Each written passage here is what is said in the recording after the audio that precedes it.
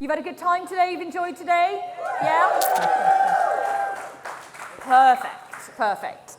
Well, I'm Becs Williams. I was chatting earlier. This lady obviously needs no introduction, the beautiful Michèle Mouton, and a familiar friend next to you, Michèle. Oh, yes, I didn't see the car. No. It was outside before. It was outside before, but it's very much in here now. So Michèle and I are just going to have it's called the fireside chat. So we have a few candles. We're not quite feeling the warmth, are we? Not quite yet. Not yet. But we're just going to have a general chat about Michèle's amazing career. We told you earlier on, she's celebrating 50 years in the sport, which is just phenomenal. It really is. It really is phenomenal. And I was just going through her WRC statistics. Michèle did 50 WRC events, 4 victories. The only female driver to ever win a WRC event. And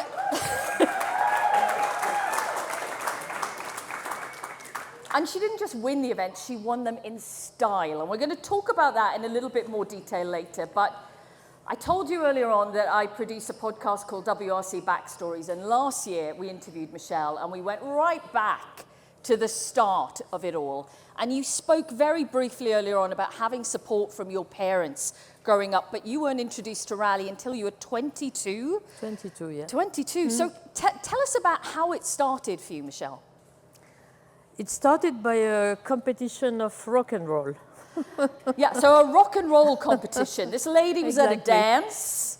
She was doing a thing on the dance floor, and what happened? Yeah, it started like that because a friend of mine, we were doing the competition together, and you know, when they stop the music and you have to wait that they eliminate a couple, he started to talk and said, I am going to Corsica, I am doing a rally there, and a rally? What is a rally? With your car? Yes, with my car. And so I was excited, and he explained me how it works and everything. So finally, he proposed me to go with them and his co-driver to do the recce. And so I accepted. And I went and I did all the recce on the back of the car. And I could see that together, you know, it was not going very, very well. And after the rally, he really... I could see sometimes he was writing some note that the driver was saying. He didn't write everything because I was on the back, so I was looking everything. And so to make the story short, after the rally, he proposed me to co-drive for him. And the first event was Monte Carlo 73. So Monte Carlo for me was, you know, I didn't know anything about the World Championship. So I started my first co-driving as in the World Championship event. And it went quite well, and we did few rallies together. But my father was also following us all the time, and after a few events, he told me that, you know, I know you like to drive. I was starting to drive, I was 14, so, you know, between 14 and 22, I have been driving a lot. And I know you like to drive, so I would prefer that I buy a car for you. I will pay for a season, and if you are good enough, you continue. If you are not good, you stop. But I will pay for 1 season in the good condition with the good material. And he bought me an Alpine Renault, and here I am. I have to start. I didn't know anything about. You know, I remember the first stage I did, you know, my foot was shaking on the throttle, you know, like we all know about. And here I started, and I didn't know anything about what I have to do. Okay, I knew we have to go fast, but that's all. And I first did a rally, as I said previously, only with women. And then the second rally was the most difficult one in France, the Tour de France. And so here I am, and I did the first season. At the end of the season, I heard that I was already lady champion in France. So I got my first sponsor, and I continue 84, 85, and I continue like that.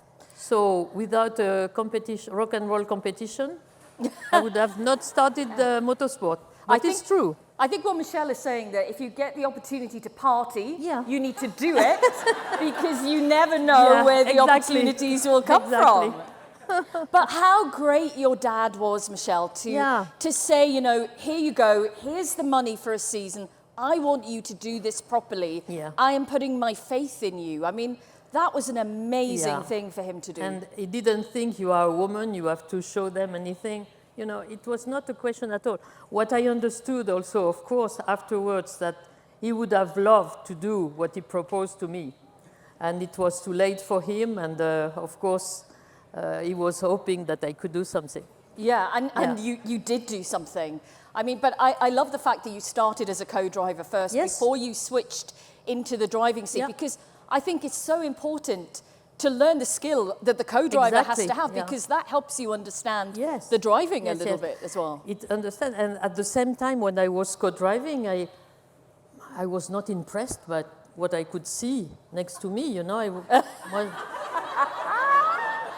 he didn't impress me a lot. So for me, I thought it was easy to do it. You know.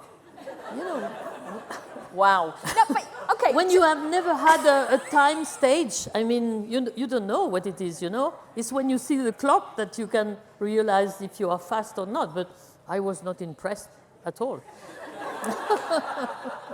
It's true. But you'd never, you know, obviously you'd never competed, you'd never done rallying until that point in your life, but you liked to drive your father's car at home. I remember you telling me this. And you got behind the wheel at a pretty early age, yes? 14. Yeah. And the legal limit was a bit higher, I think, at that point? 18, yes.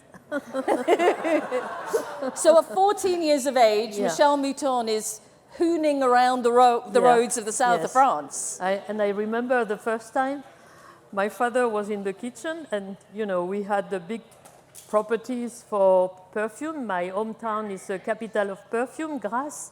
And so we were growing roses and jasmine. And so I steal the car with some friends, and I said, push me, and I have to start this bloody car. And I started, and my father was in the kitchen. He saw his car, and he thought somebody was stealing his car. And then he saw somebody small in the car, and it was me. It's true. I love that. It's true. I love that. So the early days of your career was a lot of competition, obviously. In France. In France. Yes. And yes, that is where you learned your trade. Yes. I mean, you know, when you start, you do what is around your hometown. And but, you know, south of France, it's a big place for rallying. Huh? We have a lot of rallying in south of France, including Monte Carlo. So I did few rallies and everything went well. It did go well. You did have the dream career in the sense that you were really producing results. However, I remember you telling me that there was a time where maybe you were becoming, not complacent, that's not the word, but you knew you had to put everything into it. And did your dad say to you at one point, you absolutely need to focus here? Yeah. Get serious, Michèle. I know what you mean. Yeah, because, you know, I was partying a lot, and I love to enjoy life, and cheers to that. Yeah. Life's to be enjoyed. Yes. And one evening, after many runs, he came to me and he said, look at the result. He didn't say anything else. And then I was 8 or 9 in the classification. So I thought, okay, now I have to be serious for the future. I will stop everything, you know, smoking, drinking, everything. Drinking only water, maybe it's not fun. So I said, water or champagne. And since 40 years, I drink only champagne. It's true. It's true. It's true. We've got a lovely story. I'm kind of jumping on here, but I'm just going to pick little points from Michèle's career. But a good few years ago, maybe 10 years ago now, we were at Rally Argentina together. And a lovely father and son had bought you a beautiful bottle of champagne. Yes, it's true. And Michèle said to myself and a couple of the other girls, tonight we drink the champagne. And it was a school night. It was rally week. we drink the champagne tonight. So we sat down, there was only 4 of us together. We drink the champagne, and Malcolm Wilson, the boss of M Sport Ford, comes to our table. And he's like, girls, what are you doing? What are you doing? We're drinking the champagne. And he looked at the bottle and he said, I've been gifted one of these bottles as well. I'll go and get it. Actually, I'll ring the service park. They can bring it over. And they brought over the champagne and we drank that as well. Yes. And it was quite a difficult day of broadcast the next day, I can tell you.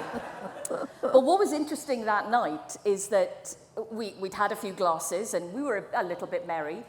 And we were testing Michèle and Malcolm on their careers.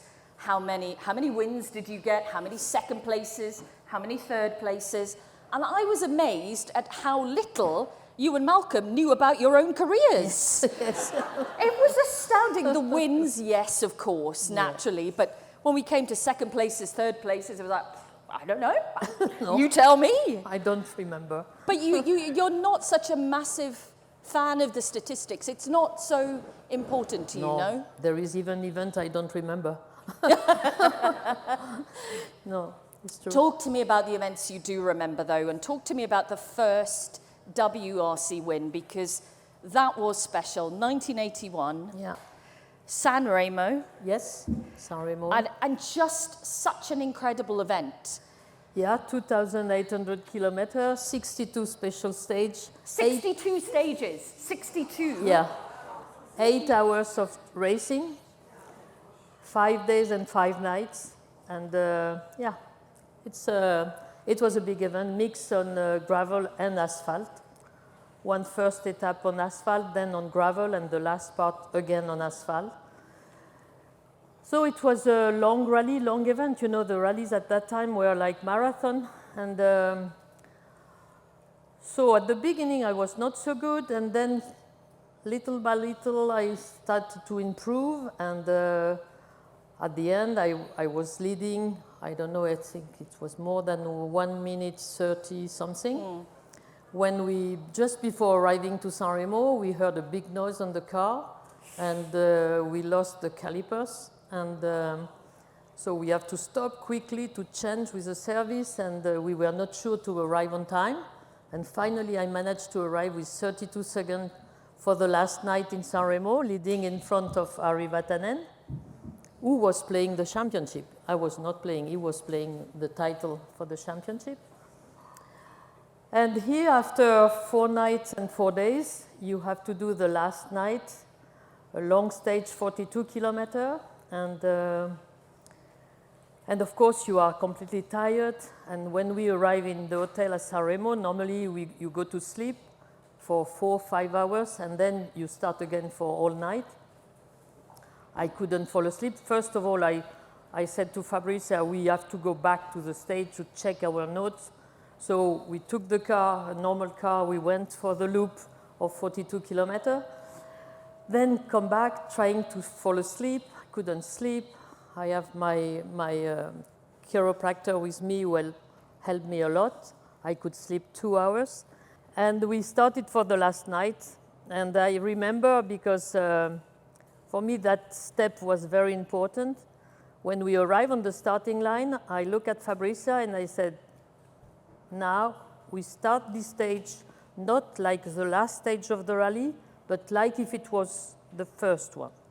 That means mentally, I didn't want to get any pressure. I didn't want to, you know, to feel, because you have to remember also that the Quattro on gravel was very, very good and a big advantage, but not on asphalt. The car was understeering a lot, and so it was, you know, the Ford Escort was very good, and with an Ari Vatanen behind the wheel, it was really a big risk, and I knew that Ari was going for the, he didn't want to be second and be beaten by me, and he wanted to finish and to win, for sure.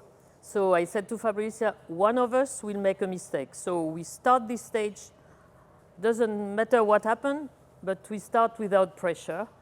And we did it, and middle of the stage, Ari Vatanen hit a rock and stopped, and so we could finish and we won the rally. So of course it was very important. And it was important for the team, for all the mechanic. I remember, you know, they put flowers on the bonnet. It was just great. But what I remember, it's, you know, the strength to be able at this level to say, I was proud of myself, because it's not easy to say, you know, don't attack, don't try to give the maximum, you know. And so this helped me for the future, because I always remember that, you know, I thought if I can win today, I can win maybe tomorrow again. So it gave me some strength, really. It was amazing, amazing performance, and the first ever female to win a WRC event is something so special, and it's not been matched again. Not been matched again. And you know, you have to remember also that that time we were not 4 or 5 drivers able to win. I mean, we were like 15 drivers able to win. So, you know, the challenge was difficult. And yeah, and you know, what is important also is that you feel that you are progressing. It's that I was also very proud of it, because I could feel my progress. I could feel that I was quicker, and that I could manage the pressure and not to have any, you know, to go off or anything. At this level, I was happy. Yeah.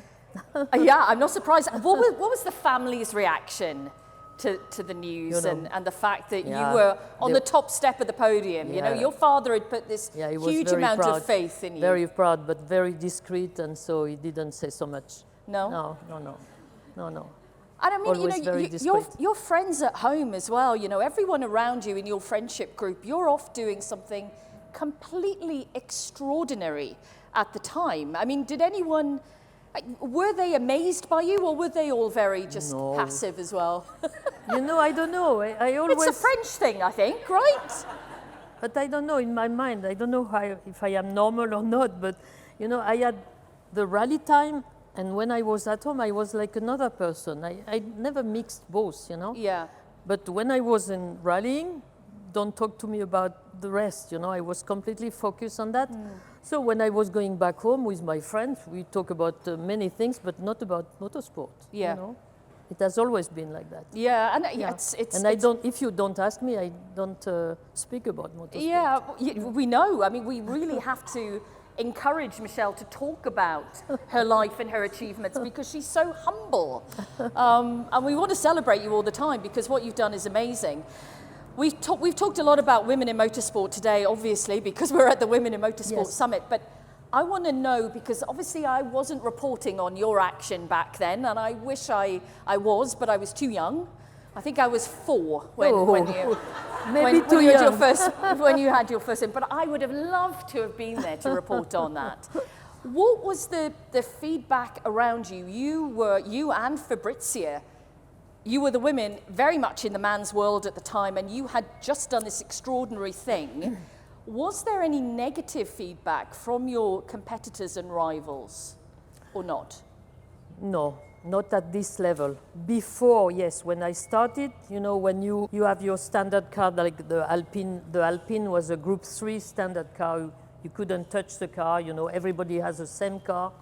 So at that time, yes, there were some rumor that, you know, maybe I was going fast because my engine was not, you know, conform, or, you know, and until I won the Group 3 in Corsica. So then it was a FIA under FIA scrutineering, and my engine was declared conform, the car was accepted, and so from that point, no more rumor. After that, they understood that it was not the car, maybe, but it was the driver. Yeah. Yes. One of my favorite stories that you talked about, and I have to say, when you were telling the story, which you will in a minute, I had the biggest smile on my face. Talk to me about the renegotiation of your contract with Audi. So you've won your first ever WRC event, and you're renegotiating your contract to head into the next year. And you were doing all the negotiating yourself. She had no manager. No, it never. Was Michèle Mouton in the room with a lawyer. Yes. And Sanremo was one of the last races of the season, end of October. So yeah, he said to me, so we have to discuss about next year and you know, the amount of money for next year. I said, we don't have to talk. You just have to double it.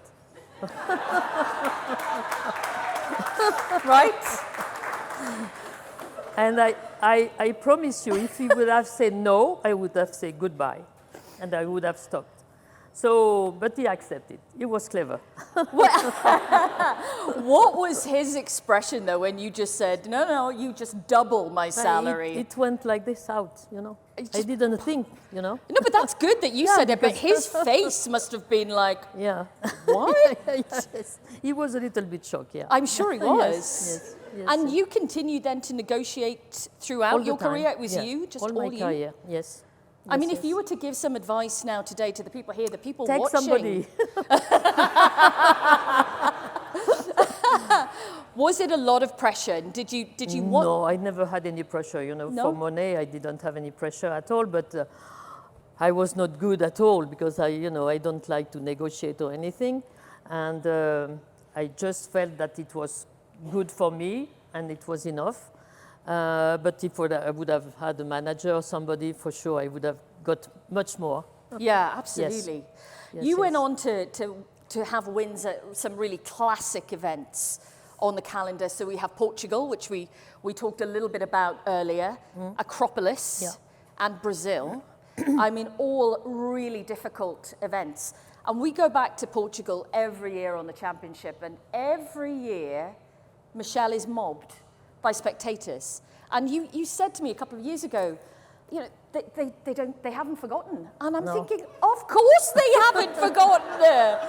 No, but after 40 years, you think, you know, it's too old. That's your modesty, though. And it's not modesty. I am like that, you know.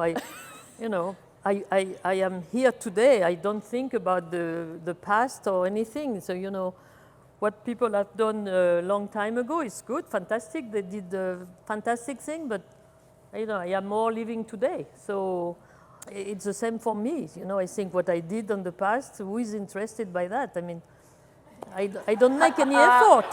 Everyone is.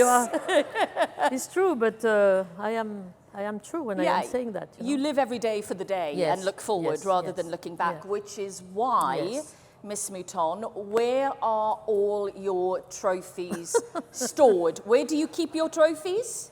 In a shed. In the shed. In the shed. Comparison, Fabrizia, co-driver, has got some beautiful displays. All Glass in cabinets. Lovely. Everywhere. And then yours are in the shed. No, I cannot live with a trophy. So there's not one trophy in the house at all? Not at all, no. No one. No? No. But then it's all up here, I guess. I don't know. For me, it's not important. I mean, it's what I have in mind is okay. Yeah. You know, what I did. You talked about the Pikes Peak drama and amazing success earlier on today. But when you look back across the course of your incredible career, what would you pick as a personal highlight? What is the most important thing to you from it, the most important win, or maybe not even a win? I always answer that it's Sanremo because what I said previously, you know, it gave me so much strength to believe that I was able because, you know, it's not easy to.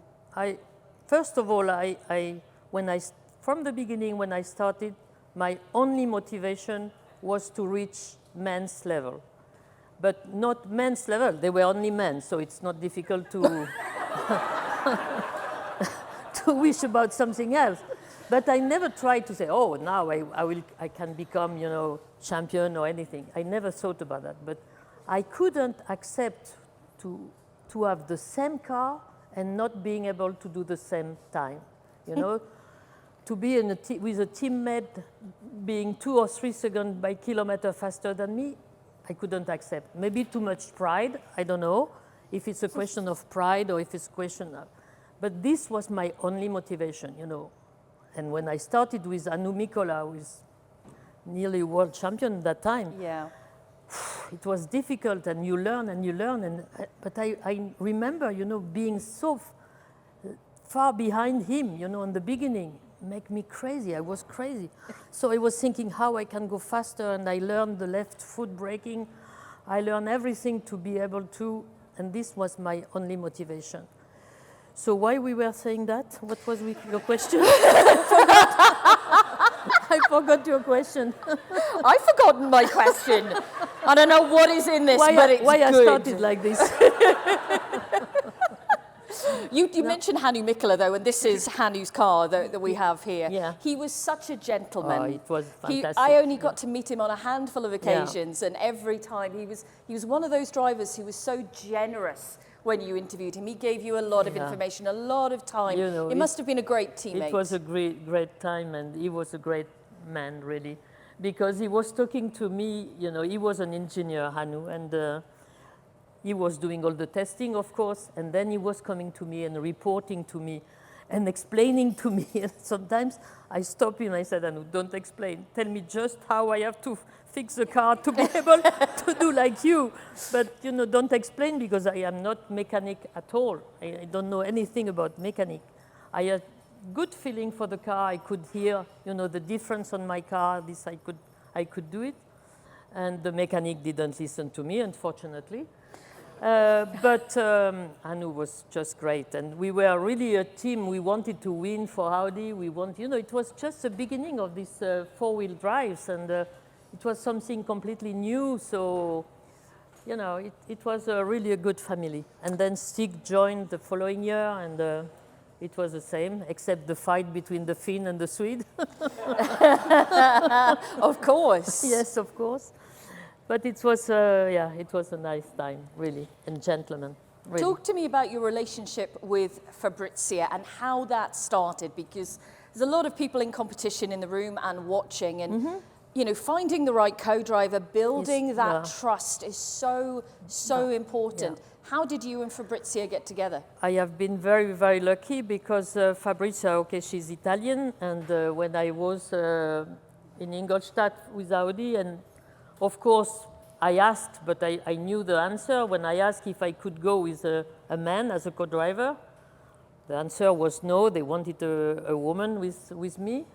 So I didn't know. My own co-driver was not able to follow and to continue with me. But, you know, by rumor, we knew that Fabrizia was Italian, and she was a bike rider. And then she was also trying to drive herself in the car. And then finally she changed, because she didn't see any progress. She changed for co-driving. Luckily, she was speaking French also. So we contacted her, and she said yes immediately. So we tried, you know, like you go and you try on the road, you try with the notes. And it went well very quickly. And Fabrizia has been, you know, great support, and I always repeat how important a co-driver is, really, because we didn't have to talk so much, you know, we understood each other, we had the same goal, and so this is, it's luck also, because, you know, it could have been the wrong one, and it has been the good one. Yeah, really. you had a very similar temperament to each other, you know, the focus on what we are doing, matched. and yes. It is important. Yeah, it has been very important. What I've loved about your career is that you excelled at what you did, and you stopped, you had a family, you concentrated on that area of your life, made that excellent, but then you came back to rallying, and you've given back to rallying everything that you took out of it back in the day. The amount of influence that you've had over people, the amount that you do for safety and pushing things forward, I'm in awe of. And you know, you are still going and still so passionate. Yeah. When other people have just gone, bugger it, I'm retiring. Yeah. I want to live the easy life. You are not, you're at the coalface. Yeah, but you are still going. For me, it's a new challenge, and every time I do something, I try to do it well. So it's a new challenge to try to keep the level of safety at the highest point.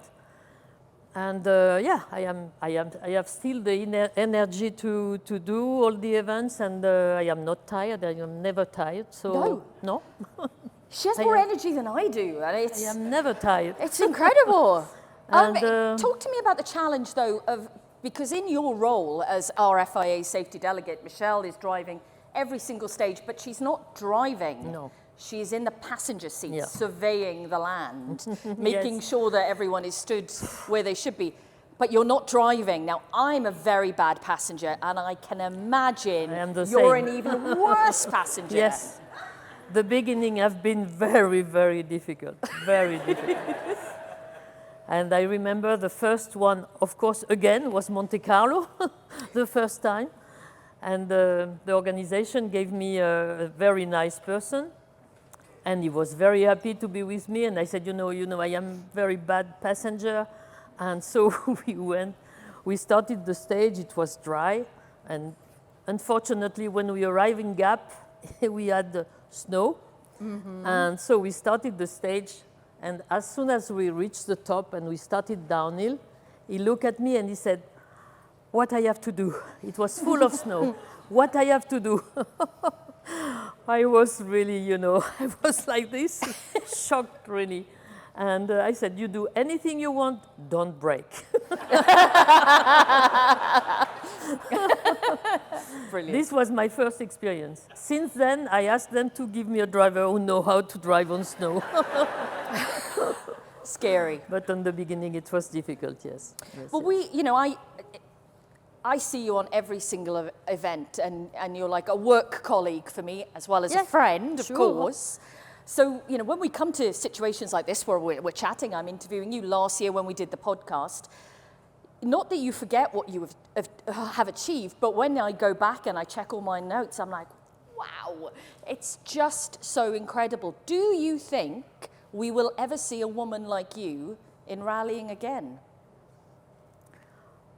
To be honest, I think, the rally my time were shooting more women than the sprint today. Yeah.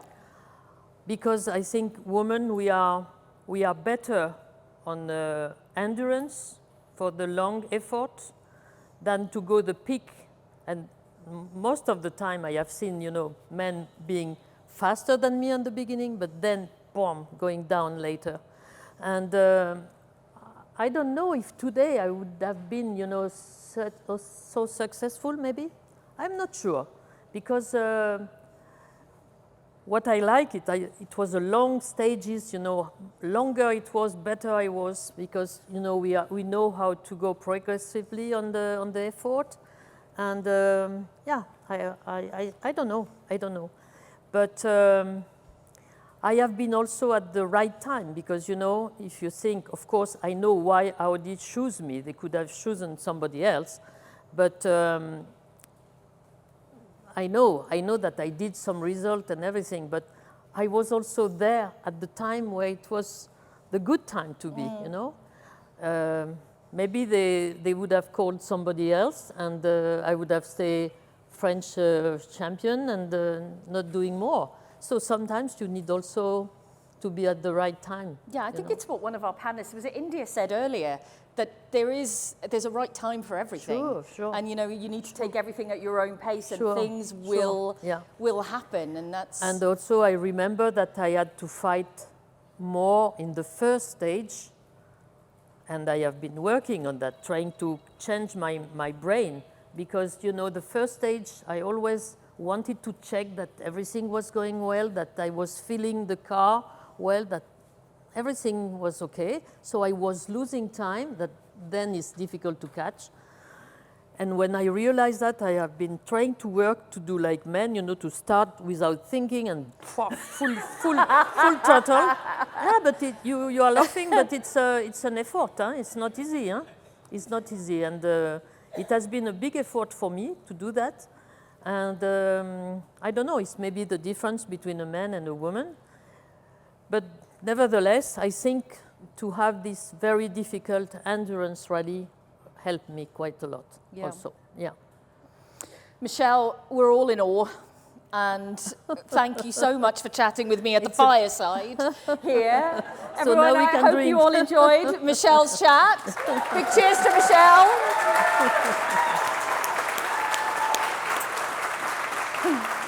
Thank you. Thank you very much.